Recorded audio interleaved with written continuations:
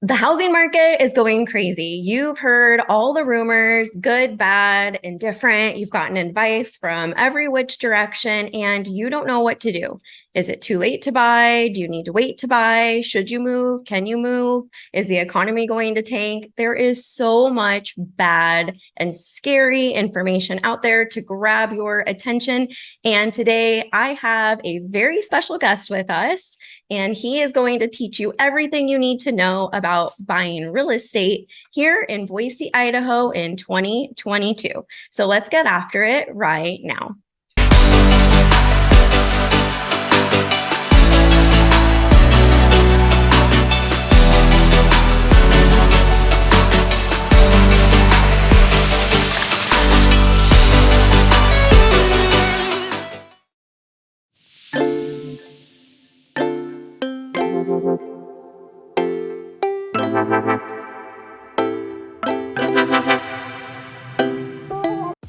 My name is Rachel. And I'm Jesse. And on this channel, I do my very best to teach you everything there is about relocating to the Treasure Valley, Idaho. So if you need us to be your eyes and your ears and teach you everything there is about working, playing, and living in Idaho, go ahead and tap the subscribe button and click this little bell. That way you never miss one of our videos on living in Idaho. I'm a licensed realtor and local investor here. As much as I love making these videos, I love helping you relocate. If you have any questions about relocating to Boise, Idaho, don't hesitate to give me a call, shoot me a text, or write me an email. With no further ado, what are the pros and cons of buying in Boise, Idaho, 2021 versus 2022? I am super excited because I have the famous Jesse Dow with us here today. Jesse happens to be my partner in crime and in life. And to say this guy is a beast when it comes to real estate would be an understatement. He has 11 teams across the country in major cities, 13 YouTube channels. He's a coach, he's a speaker. He's my guy, so ladies, stay away. And I am very excited that he is taking the time to come speak to you today about what's actually going on in the real estate market. There's a lot of people out there who make a lot of money to give you all the doomsday news, and we just have some pretty different, not just opinions, but information about what the market is really like. And, everyone can benefit from the market at different times, and the market can hurt you at different times, depending on whether or not you're taking advantage of the current atmosphere or not. So Jesse is going to share his opinion about facts. I said not opinion, facts. So Jesse, what are you actually seeing boots on the ground versus what you're hearing about the real estate market? Yeah, that's a good question. So, the classic thing is like doom and gloom, real estate housing recession, which actually I think is a very interesting term. It's actually a term that was just coined and no one knows where it came from. So the terminology housing recession is actually a terminology that was just created. And when they asked all the economists and the chief marketing or chief financial officers from Redfin, Zillow, and the National Associations of Realtors, they all three gave different answers. And what their answers actually came down to being was it was a shift in the market and in a negative direction. So the real interesting thing that I consistently hear on a time after time basis is that people keep correlating what's going on today to what happened in 2008. When people hear recession, they naturally think housing crash. In 2008, the housing crash was caused by, or the recession was caused by the housing market crash. There was a lot of false lending. There was a lot of predatory lending. There was a lot of bad loans. Anyone with the pulse could get a mortgage. Mm-hmm. And the reality was there was also a ton of inventory. If you look at the situation that we're in now, is 2020 and 2021 and early 2022 is what caused the situation at hand. COVID created a situation where it tightened demand. So inventory levels dropped significantly. and people started to relocate like crazy because of work from home became a prevalent thing.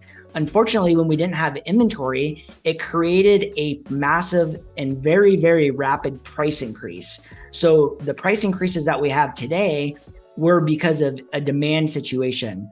However, what we're seeing, which I think is very, very interesting, is a rate of the days on market has risen to 20. It's actually almost doubled. Last year at this time, we were at 11 days on market average. So the average days on market has risen. The average price point has also risen.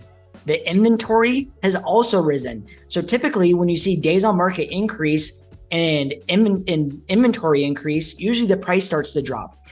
The interesting fact is prices are going up. And what we look at is we look at a 12-month trend and we look at a year-to-date trend. So if you look at the trend in the last 12 months, the number is up 16, 17%. But if you look at the number in the last 7 months, the number is up about 9%.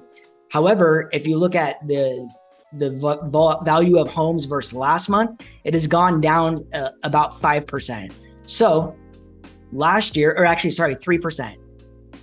The interesting piece to all of this, which I find the most interesting, is that last year during the same time period, homes were selling at about 101% of the list price here in the Treasure Valley. This year, homes are selling at about 95% the value of the home. So last year, if you took a home that was valued at $500,000, it would have closed, just based on the average statistics, at about 505. This year, that $500,000 home would close at about 475, just based on overall statistics. The biggest difference is, so in your head, you're like, all right, I'm going to save money.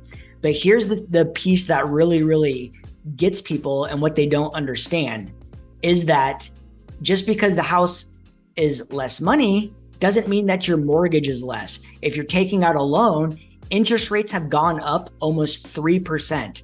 A year ago, they were in the 2s. Today, they're in the mid to high 5s. So with every single interest percentage increase, so if you go from 3 to 4, your mortgage is most likely going to increase around the $300 price point. So when you go up from 2 to 5, just in round numbers, 3% increase, your mortgage would go up $900. So unfortunately, even though the houses are selling for 6% delta swing from 101% of list price to 95, a 6% drop is not making up for that interest increase. And when the home prices are going up, guess what happens? That means you're not only paying more money for your home, but your interest rates are going up. So your mortgage is going to be up very, very substantially. So everyone is sitting there on the sidelines wondering when things are going to change. What we are seeing on a month over month data poll is that prices are coming down significantly. And here's the reason why that's happening. Is because when the interest rate started to go up and the Fed announced that increase, everybody wanted to panic sell. So when you look at resale homes and new construction homes here in the Treasure Valley, new construction is very, very prevalent. And when you have so many fixed costs tied into new construction, and when the cost of goods are going up because of inflation and the availability and the accessibility to raw materials and labor is very limited, new construction pricing is still on the increase rapidly. Resale homes are still on the increase as well. So the problem with new construction is they're less likely to adjust pricing. Resale homes are faster to react to the market. So when everybody panic sold and they wanted to try to capture the market as fast as they could, when the market started to shift, we saw this massive inventory rise. Well, now that's what you saw. You saw the inventory come up substantially, and you saw the days on market begin to extend out. So you would think naturally that the prices should come down. Unfortunately, that's not happening. We are seeing a slight decrease. And my personal opinion is that there's a lot of homes out there overpriced. It's because what they were seeing is that when the market was in increase at 30%, that's very unsustainable. You cannot consistently grow a market in those numbers without something bad happening. What we're seeing now is a normalization and where we need to be. The good news is if you're a buyer in this market, is that with days on market increasing and inventory increasing, you now have more time to shop for your home. You now have more time to wait for that perfect home to come about. However, the people that are on the sideline and waiting for the interest rates to drop, because our inventory isn't risen like really high to where we're in a buyer's market or even a balanced market. As soon as we turn that corner and the interest rates start to drop, my belief that this is going to happen in 2023 is that we're going to see a flood of buyers come back into the pool when the prices have still gone up.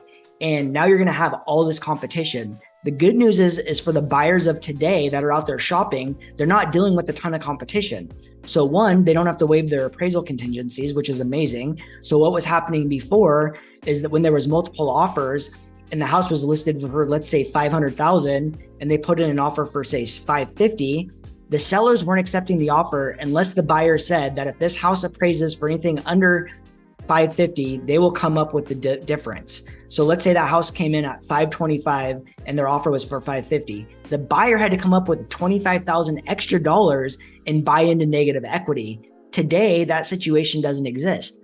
Are there circumstances in which that happens? Absolutely. There's still houses that are priced low, great location, great condition that are getting multiple offers, but they're very far and few between. So the appraisal gap waivers have gone. The inspection contingencies are back into play. So even during the last year, we had a lot of circumstances where the buyers weren't able to use their inspections as leverage. And what we mean by that is typically when you buy a home, you go into contract and you have a due diligence period to perform your inspections. That's when you get to see everything that you can't see when you place your offer. Because when you place your offer today and you see chips in the wall or the flooring's coming up, that price was set based on the condition of the home in which you can see it. So your offer needs to reflect the things that you see. However, you can't see what's behind the walls. You can't see it behind the electrical panel. You can't see if there's mold in the attic, which is very prevalent here in the Treasure Valley. There's a lot of moisture in the air. There's radon circumstances. And here's the great news. Now that we're not in those situations, in that timeline, you're allowed to do all of these inspections. And the great news is everything can be mitigated. Everything can be fixed. You can either have the seller do it, they can give you a credit, or you can fix it yourself. There's 3 different options in which you can move forward, or you can always terminate the contract if it's something that if we can't come to an agreement with the seller. On the flip side to all this is that the sellers are in a less favorable position. So the sellers are the ones that, like I was saying, have been panic selling. And as we consistently see, homes are being overpriced and they're sitting on the market. We all know when we represent our buyers that a house that sits on the market long gets lower offers and makes less money. This is why sellers typically like to price their house aggressively and get top dollar quickly, because that's when you get the most action. As it consistently sits, you're going to see less and less offers, and you're going to see less dollars put on the put on the table for those offers. I know that's a lot of information that you probably need to digest, but I would love to hear your comments down in the comment box of what you feel and what you think is going on in the market, where you think it's heading, because we love hearing what our audience has to say and what they think about, everything that's going on inside of the market. But I think the most important thing is to remember is if you do decide that today is the right time for you, it's whenever is the right time with the right house, is that you can always refinance down the road. Personally, we just purchased the new house, and when I went under contract, the interest rate was at 6.1%. By the time I closed, it was at 5.85. I did a 7-year adjustable rate mortgage because the average person buys and sells every 7 years anyways. So the adjustable rate got me a better interest rate for the time being, so that I can refinance in the future to a lower interest rate. Now, I know what a lot of people think. They think, oh, adjustable rate mortgage, that's what caused the market to collapse. And those things are crazy. Just to clarify, a adjustable rate mortgage can mean a lot of different things. In early 2000s, which caused the market to collapse, what they were doing is offering an adjustable rate mortgage that started out at 2%, and then it would go to 3%, 4%, 5%. It would increase every year by 1%, and then it would stop. And what everybody thought is that they could either refinance, which is what I'm saying now, or they would be able to sell their house and make double the money. You notice I don't say do the 7-year adjustable rate mortgage and then refi. What the 7-year does now is it gives you that locked in rate for 7 years, and then it can either go up if interest rates have gone up, or it can go down. So if interest rates have gone down, and that's if you wait that 7 years. What we saw in 2020 and 2021 was 2% interest rates so they could avoid what we saw in 2006. When COVID hit and they offered forbearance to everybody, they were deathly afraid that we were going to have another market crash. The government does not want to see that happen. So that's why they offered everyone the option to go and refinance their house at 2%, buy new homes at 2%, and forbearance. However, that is now something that people were buying based on. So you had a lot of buying power for the rate that you were getting. It absolutely changes the game. Now, like I said, we're in the mid to high fives. When you talk to all the lending industry, everyone out there before COVID, when we were going into 2020, their prediction is that we were going to be in the mid fours the remainder of the year. When I talk to them today, I say, what's going to happen in the future? And they say, most likely heading into 2023, when we turn that corner, we will start to see rates come down. The thing is during recessionary times, rates typically drop. The problem that's happening right now is that we have inflation on the rise. So what's the government doing? They're jacking up inflation or our interest rates to combat inflation, which is slowing down the housing market. We need the housing market to slow down, but we should be doing it with inventory, not with interest rates. We're way under housed. So as soon as that government flips that switch and that interest rate starts to come down again, we're going to see a flood of buyers and we're going to end up back in the same situation that we were in last year. It's not going to be as crazy because the rates aren't going to be in the twos and everyone's not going to have free money, but the rates are going to be a game changer because a lot of people are sitting on the fence right now waiting for the market to crash. And what's going to happen is the price of homes is going to stabilize. Interest rates are going to be the same than they are today. I mean, we're at 5.5, 6. They shouldn't go higher. The Fed might take it up near 7. But if you also look at the historical data, when you look at election cycles, anytime there's a Democrat in office, rates drop before the election. Why do they do that? Because they want the American people to feel like they're doing something to stimulate the economy. So they drop the rates. To feel like they're doing something. Exactly, to feel like they're doing something. So they drop the rates. It stimulates everyone. Everyone's excited and happy. Oh, the housing market's doing great, blah, blah, blah, blah, blah. Well, it's all smoking mirrors. So like I said, if you were to buy today, and this is the thing, this is one thing I want to make very clear. If you bought today and spent 2% more than what you would have spent, say you got pre-approved last year and your rate was at say 3.5 and today it's at 5.5. So let's say $600, or even say, let's say 3% increase, $900. Over the course of 12 months, if you paid an extra $900 for 12 months, you're almost at $10,000 of extra dollars. Would you rather spend $10,000 in additional interest that you can write off on your taxes? Or would you rather do what we were talking about earlier and end up in a massive bidding war where you're spending over $50,000 to $100,000 to $200,000 over list price to even potentially buy into negative equity? I would much rather personally spend a little bit more on interest, knowing that I can refi down the road and to get back to what we just call normal interest rates. The 2s are never going to happen again. 3s, probably not. 4s, yes. And then 6, 7s, and 8s are out of this world. We need to get back to this balanced market where sellers are getting full price for their home, maybe a little bit less. Buyers are putting in an offer and getting it accepted. And then we all have our fair shot at doing our inspections, going through all of our contingencies, and not giving up the farm just to buy a house in a negative equity, which makes everybody feel like they have buyer's remorse at the end of the day. Mm-hmm. And sadly, what we're seeing now is there has been some circumstances where people need to move back to where they came from because their work was allowing them to work remotely. There's also some circumstances where maybe there was a divorce or a death, and now people can't sell their house, in which they think they can't sell it because they feel like they're upside down on their mortgage. The great news is you don't have to go into foreclosure if you're in that situation. So even if you're watching this video and you're in that circumstances where you're like, oh man, I bought this house, I bought it for $600 and now it's worth $590. Do not go into foreclosure. You need to reach out to a real estate professional because the banks do what they call approved short sales, which means they will, based on the market conditions and based on your personal situation, they will allow the seller to take less money based on the current trends. Now, you can't go out and tell the bank, hey, my house is now worth $590. I paid $650. Write me a check for $60K. That would be amazing. Unfortunately, that's not the way it works. So the only way you can really take the right path is by reaching out to professionals that know what they're doing, that can provide you with knowledge that you can use to your advantage.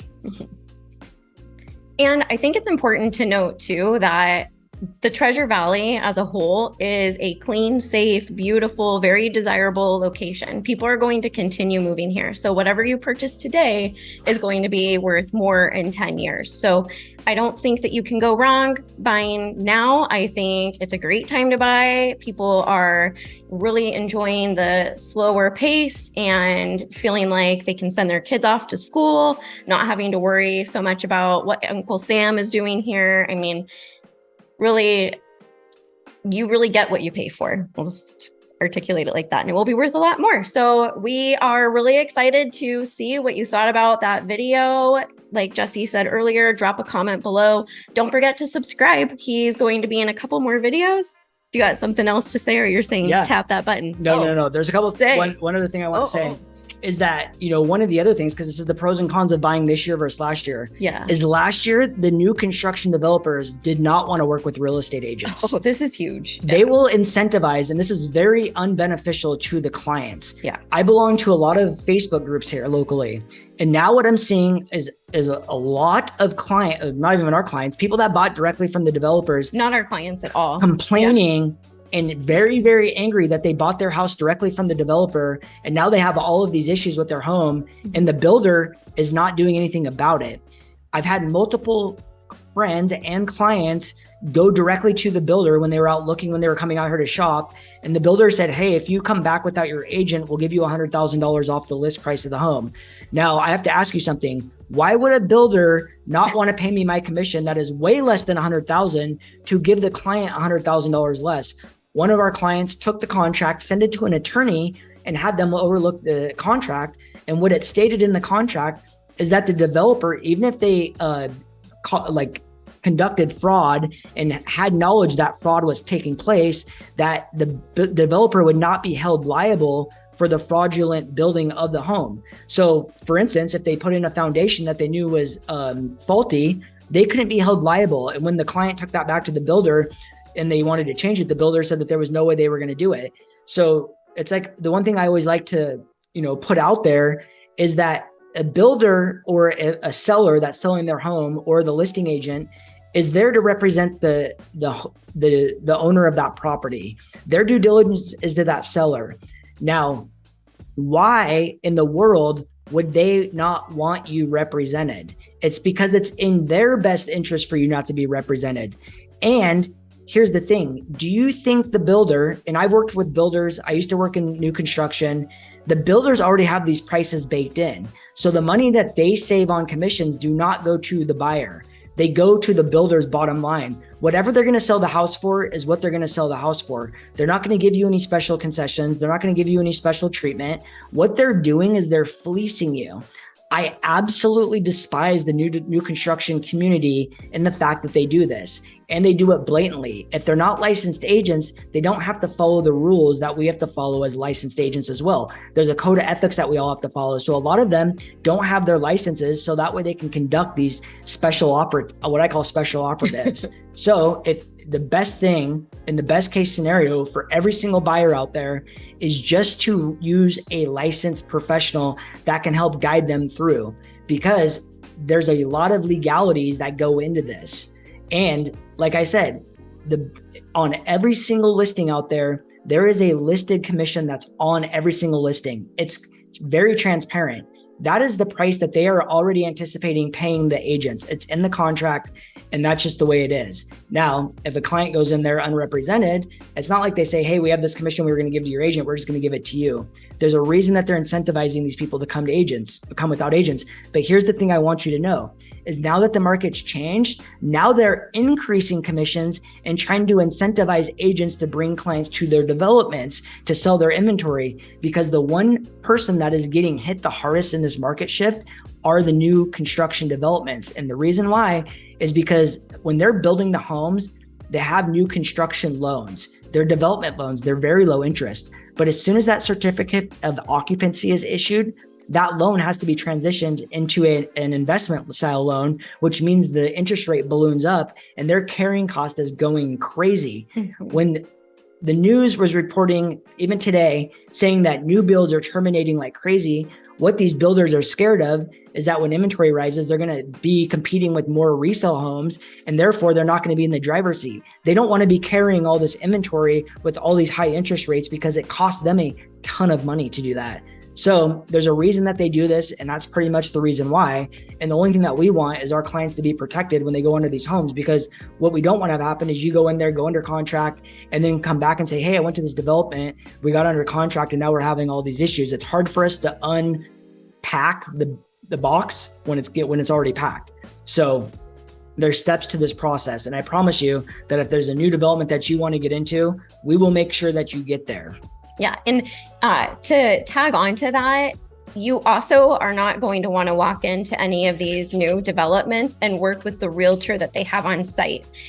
They are a realtor and they do have to follow a certain code of ethic, but they're there to represent their builder, their boss. So at the end of the day, their best interest lies in representing their boss, keeping their job. It's not in representing you. So whether it's working directly with the developer, the builder, or the realtor that is representing them, you want to avoid that like the plague. Definitely give us a call. We do a ton of new construction representation, and there is no charge to you, the buyer. And there's a lot of really beautiful new communities out here. So again, don't forget, subscribe to our channel. Don't hesitate. Give us a call, shoot us a text, write us an email. We are here to help you relocate.